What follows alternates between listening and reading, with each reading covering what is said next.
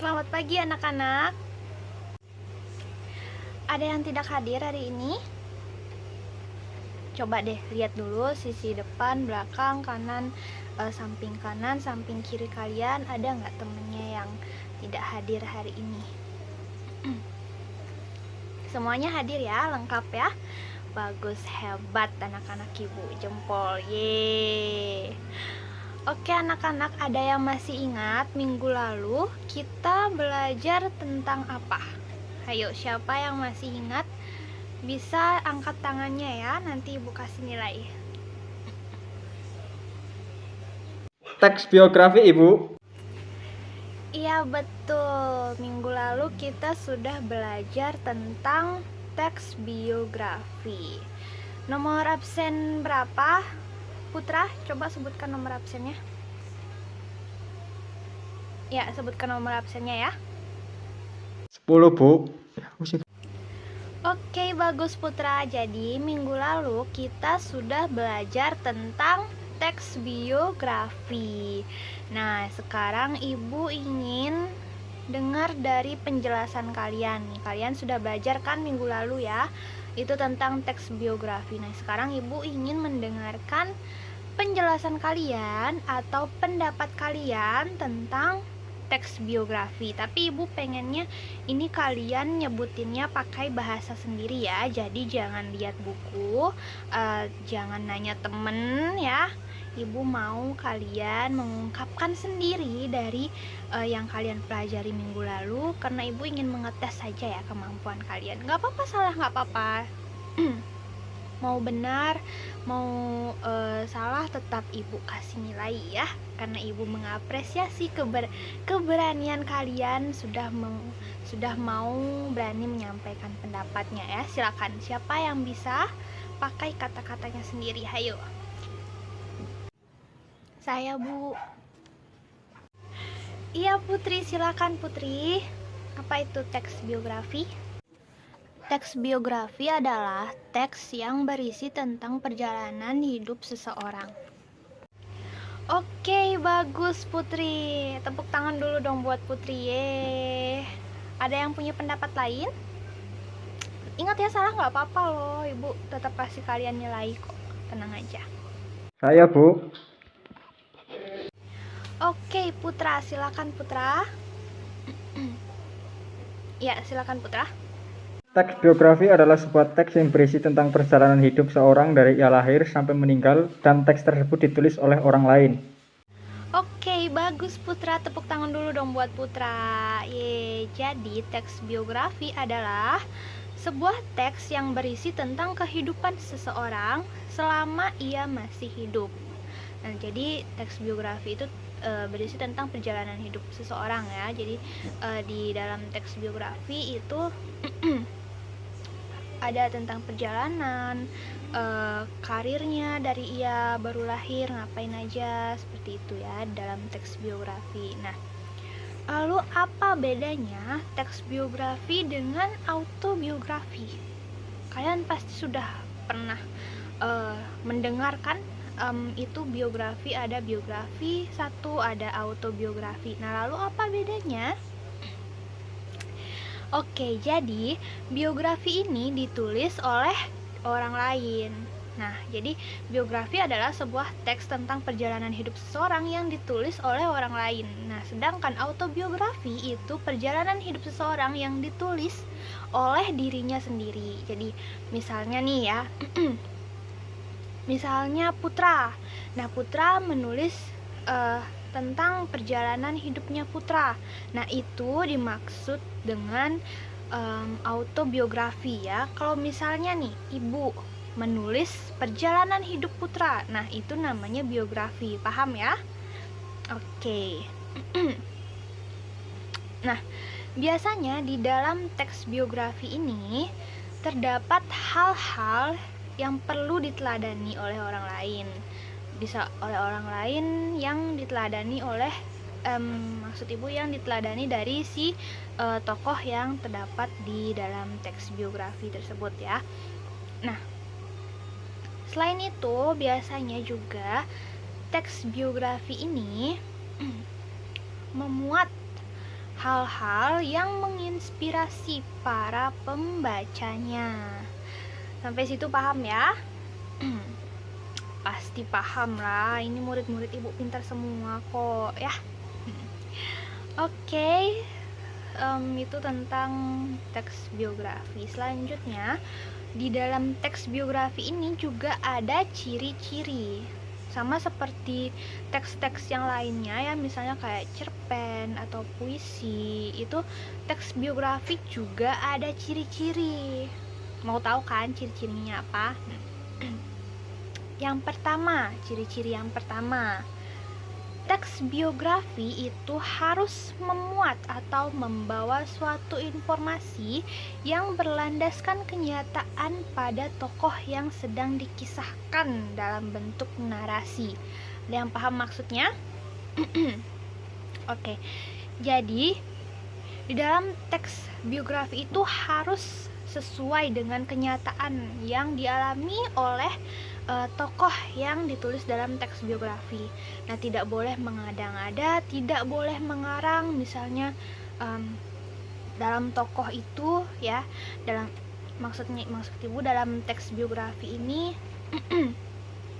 misalnya kenyataannya si tokoh ini males sekali. Jadi si tokoh ini males, tidak pernah bekerja, tidak rajin. Pokoknya semua karakter jeleknya dia itu lalu ditulis bagus-bagusnya oleh penulis biografi tersebut. Itu tidak boleh ya, karena di dalam teks biografi itu kita harus memberikan informasi yang berlandaskan kenyataan, yang real ya, yang berdasarkan dengan keadaan sebenarnya, karena nanti biografi itu akan dibaca oleh orang banyak. Jadi kalau misalnya kita menulis informasi yang bohong, itu sama dengan hoax kan? Kalian tahu hoax kan ya? Itu berita palsu. Nah, jadi gitu. Kalau misalnya kita menuliskan informasi yang bohong, ya itu sama dengan penipuan publik. Kalian bisa dipenjara loh kalau membuat informasi bohong. Itu ada undang-undangnya. Nah, lalu ciri-ciri yang kedua ada apa? Oke. Jadi ciri-ciri yang kedua itu teks biografi harus memuat atau membawa sebuah kenyataan pengalaman hidup dari seorang tokoh untuk menyelesaikan masalah-masalah hingga pada akhirnya berhasil, sehingga patut dijadikan sebagai teladan. Jadi di dalam teks biografi itu harus sama seperti yang ibu jelaskan tadi ya, dalam teks biografi itu harus memuat kenyataan ya, kenyataan misalnya dari ia dalam keadaan terpuruk ya, dari keadaan susah, itu harus diceritakan semuanya. Itu proses-prosesnya itu diceritain semuanya lengkap. Supaya apa? Supaya bisa jadi teladan buat kita-kita yang sudah membaca teks biografi itu. Kalau misalnya bohong, gimana caranya kita buat jadi teladan? Kan nggak bisa kan?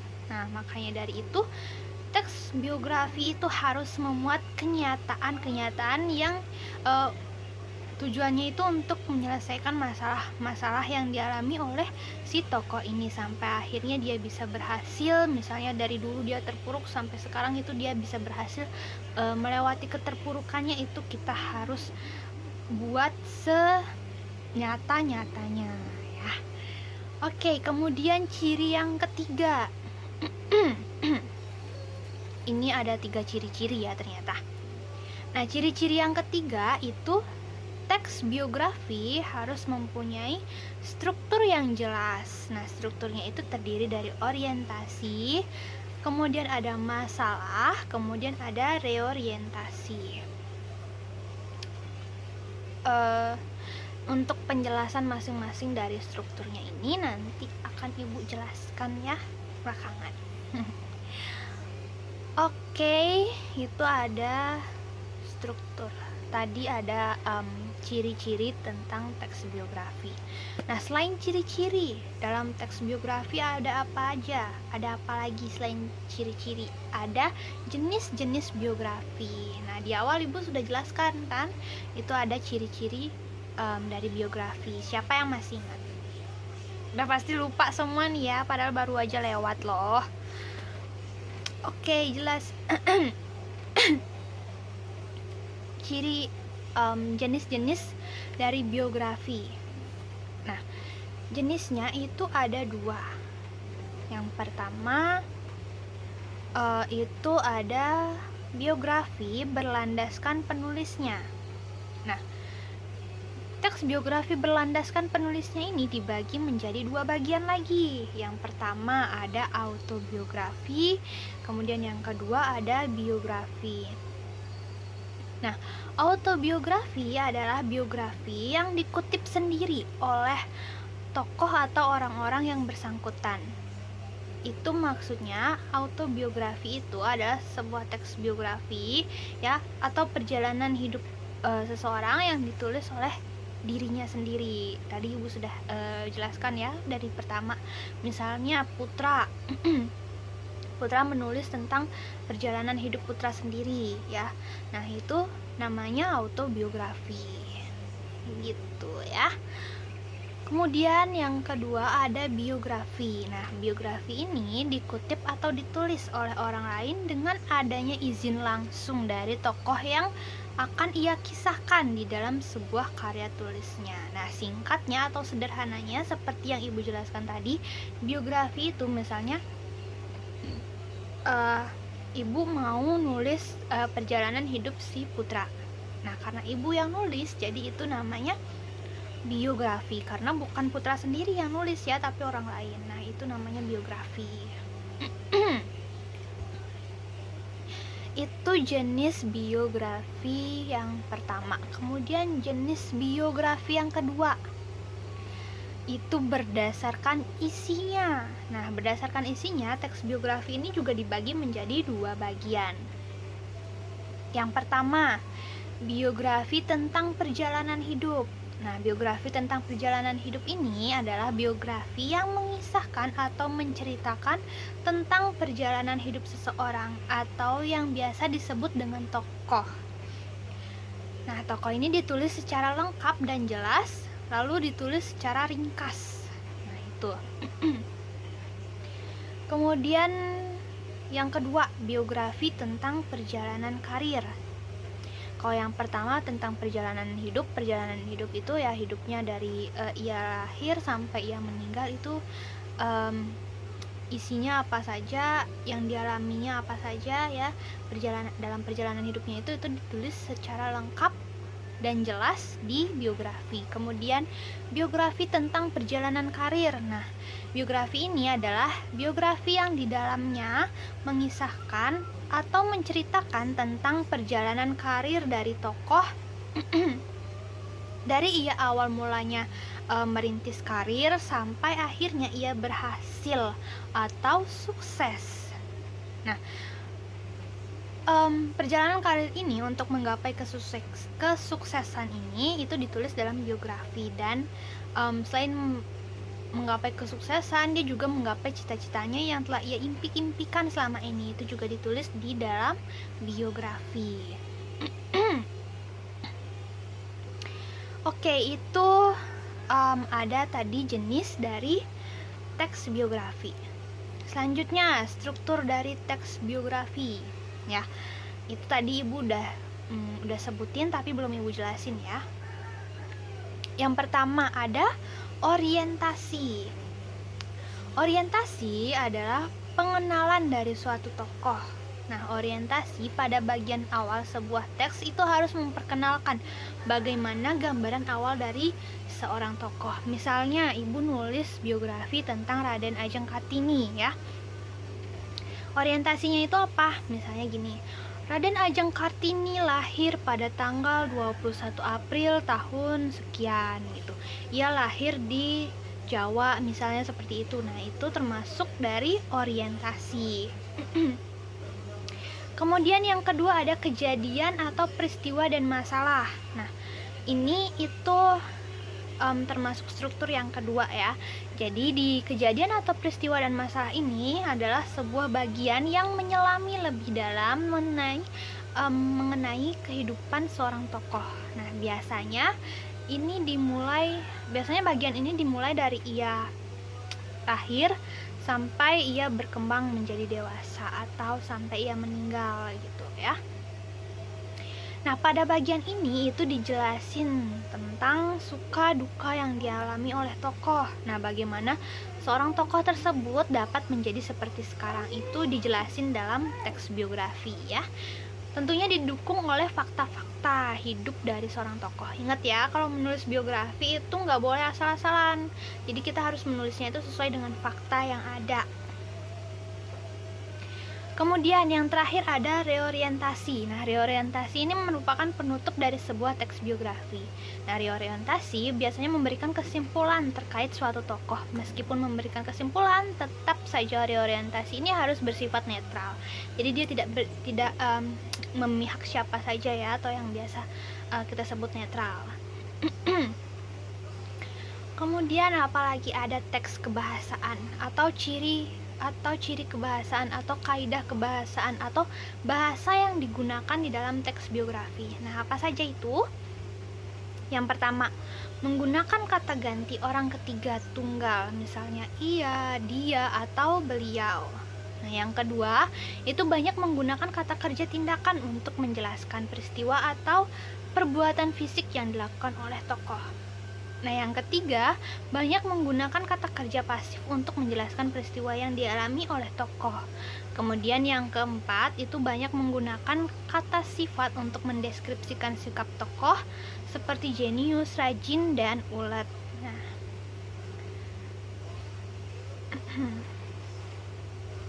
kita belajar teks biografi ini bukan hanya belajar untuk menambah ilmu pengetahuan juga loh, tapi banyak juga manfaatnya untuk mempelajari banyak manfaat yang bisa kita peroleh dari membaca teks biografi. Apa saja itu? Yang pertama yaitu bisa mengenal tokoh lebih dalam.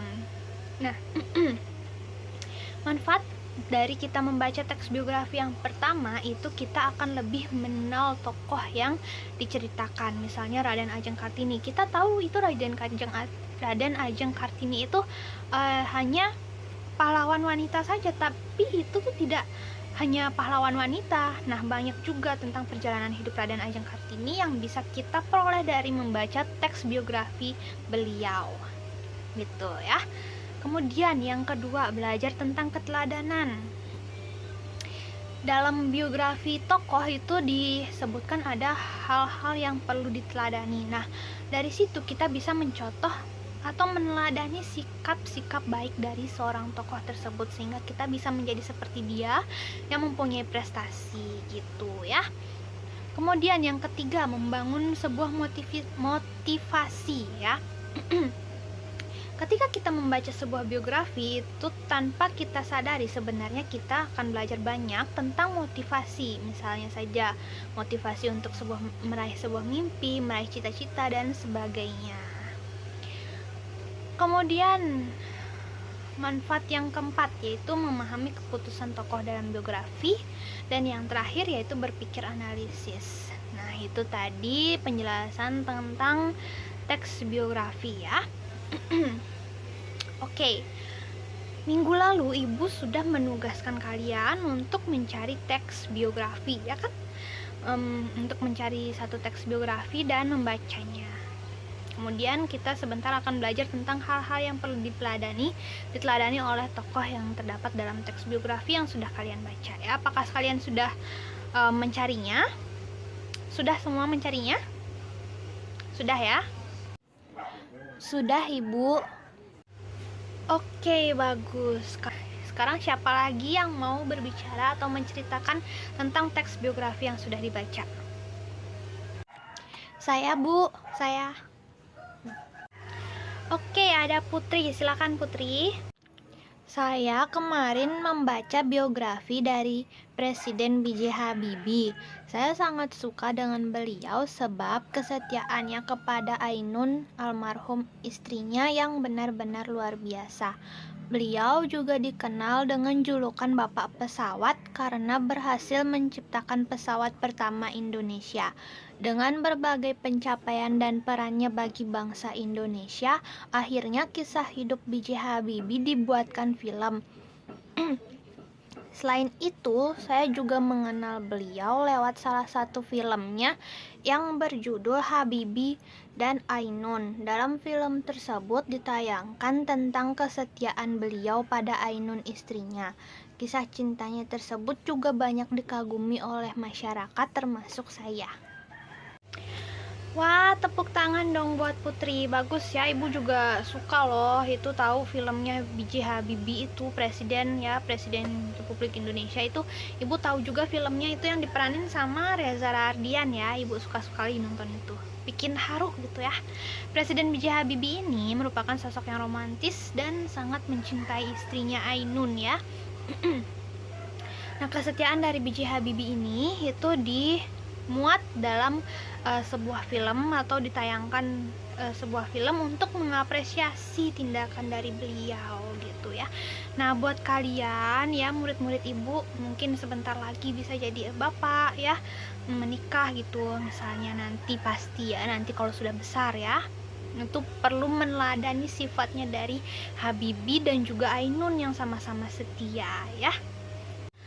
Oke, nah untuk selanjutnya Ibu akan membentuk kelompok kecil buat kalian berdiskusi ya. Sebentar akan Ibu kasih satu teks biografi, silakan kalian baca, kalian cermati itu selama kurang lebih 5 menit ya. Lalu tulis hal-hal apa saja yang patut diteladani dari tokoh tersebut. Nah itu ya. Supaya tidak repot jauh-jauh lagi cari kelompok, Ibu ingin kalian berkelompok sama teman sebangku aja ya, 2 orang sama teman sebangku saja biar tidak repot lagi ya, mesti pindah bangku atau sebagainya. Nah ini akan Ibu kasih teksnya, nanti silahkan kalian baca lalu kalian kerjakan. Kerjainnya itu pakai selembar kertas ya, kertas lempiran, silakan. Oke, sudah selesai semua? Sudah selesai semuanya? Sudah ya? Nah, ada yang belum? Tidak ada? Oke, udah semua ya. Nah, gimana? Gampang kan soalnya? Pokoknya kalau misalnya ada hal-hal yang baik dari tokoh itu patut kalian untuk teladani atau apresiasi. Kalau misalnya nggak baik ya tinggalin. Kalau misalnya baik kita contoh supaya seperti beliau. Oke, sebelum pulang, coba Ibu ingin